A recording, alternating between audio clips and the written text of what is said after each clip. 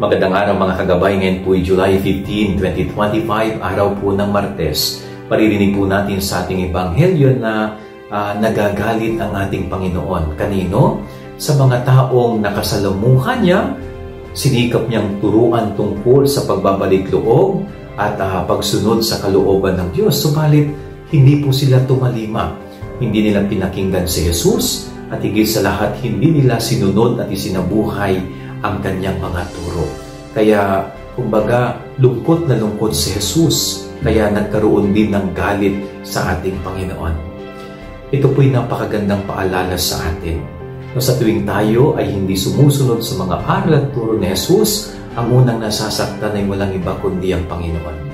Kapag tayo mas pinipili natin ang salungat na buhay kaysa sa isang buhay na matuwid, ay nasasaktan din ang ating Panginoon.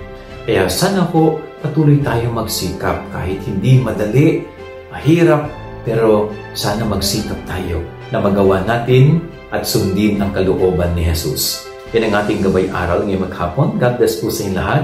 Pagpalain kayo ng Panginoon.